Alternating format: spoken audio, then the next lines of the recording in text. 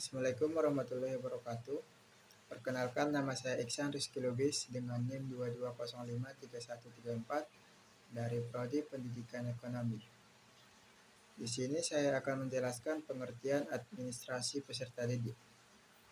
Administrasi peserta didik adalah suatu cara atau langkah dalam kegiatan proses pembelajaran yang berkaitan dengan pendidikan untuk tujuan menata, mengelola dan mengatur pendidikan di sekolah agar tercapainya suatu kegiatan pembelajaran yang sesuai dengan kurikulum, maka penting dilakukan administrasi.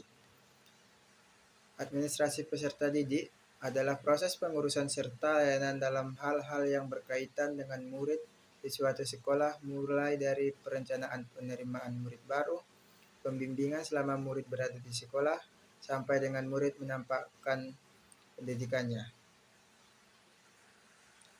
Administrasi peserta didik dilaksanakan melalui upaya menciptakan suasana yang kondusif untuk tercapainya proses belajar yang efektif. Tugas kepala sekolah dan para guru adalah memberikan layanan dengan memperlihatkan apa yang dibutuhkan, dirasakan, dan dicita-citakan murid dalam batas kewenangan, keinginan, serta peraturan dan ketentuan sekolah yang berlaku. Administrasi peserta didik merupakan kegiatan pencatatan murid dari proses penerimaan hingga murid tamat dari sekolah atau keluar karena pindah sekolah atau sebab lain. Proses administrasi peserta didik. Kegiatan yang dilaksanakan dalam rangka administrasi peserta didik dibagi menjadi 3 tahapan, yaitu kegiatan administrasi pada awal tahun pelajaran, administrasi selama tahun pelajaran, dan administrasi akhir tahun pelajaran. A. Kegiatan awal tahun pelajaran. Kegiatan awal tahun pelajaran yang dilaksanakan setiap sekolah adalah melaksanakan penerimaan murid baru. Penerimaan murid adalah proses seleksi dan pencatatan murid yang memasuki sekolah tertentu setelah memenuhi persyaratan-persyaratan yang ditentukan oleh sekolah. Kegiatan-kegiatan dalam penerimaan murid baru ada beberapa kegiatan yang harus dilakukan, yaitu yang pertama, penetapan daya tampung. Daya tampung adalah kapasitas program studi untuk menampung jumlah mahasiswa dalam proses pendidikan berdasarkan ketersediaan sumber daya manusia, infrastruktur pelajaran, dan laboratorium di perguruan tinggi negeri sesuai ketentuan perundang-undangan. Yang kedua, penetapan syarat-syarat murid baru. Maksudnya di sini adalah kriteria acuan patokan, kriteria acuan norma, dan kriteria atas daya tampung sekolah.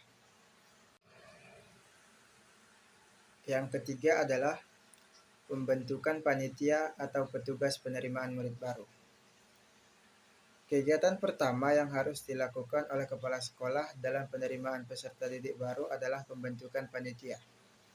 33. Pembentukan panitia penerimaan, rapat penentuan peserta didik baru, pembuatan pengumuman peserta didik baru, pemasangan pengiriman pengumuman peserta didik baru, pendaftaran peserta didik baru, seleksi peserta didik baru, rapat penentuan peserta didik baru, yang diterima pengumuman peserta didik, yang diterima pendaftaran peserta ulang peserta didik baru. Panitia ini dibentuk dengan maksud agar secepat mungkin melaksanakan pekerjaannya.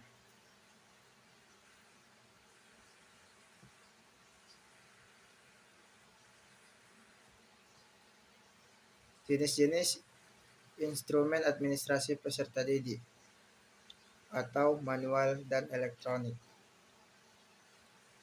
Jenis-jenis instrumen administrasi peserta didik manual. Buku. Jenis-jenisnya ialah sebagai berikut.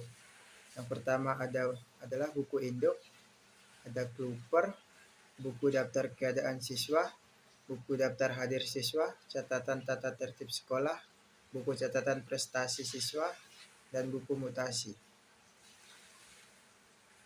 Buku induk. Buku induk merupakan buku pokok karena di dalamnya memuat semua informasi yang dianggap lengkap mengenai keadaan siswa. Buku Clover adalah buku yang berfungsi untuk membantu buku induk membuat data murid yang penting. Buku atau daftar keadaan siswa. Buku ini menggambarkan keadaan jumlah keseluruhan siswa di sekolah. Yang keempat, daftar hadir siswa. Daftar hadir siswa ini dibuat untuk mengendalikan keaktifan mengikuti kegiatan di sekolah.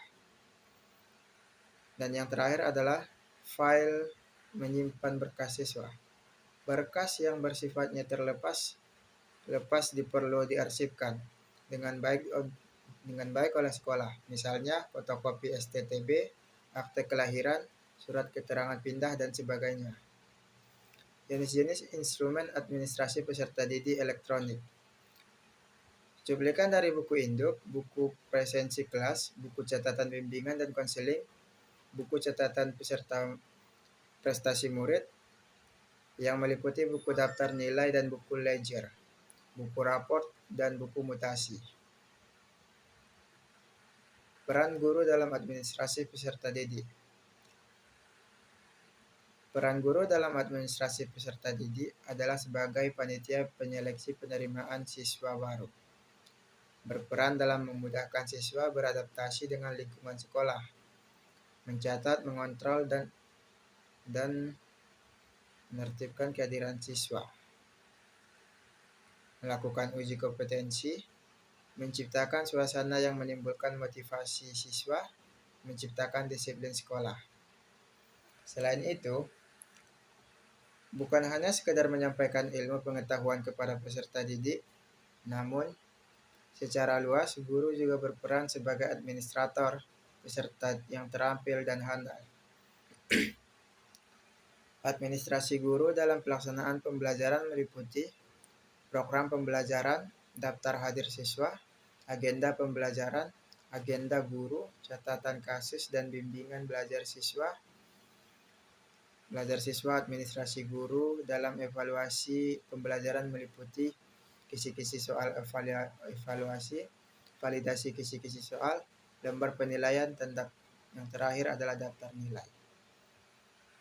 Sekian yang dapat saya jelaskan. Jika ada salah kata saya mohon maaf. Saya akhiri dengan Assalamualaikum warahmatullahi wabarakatuh.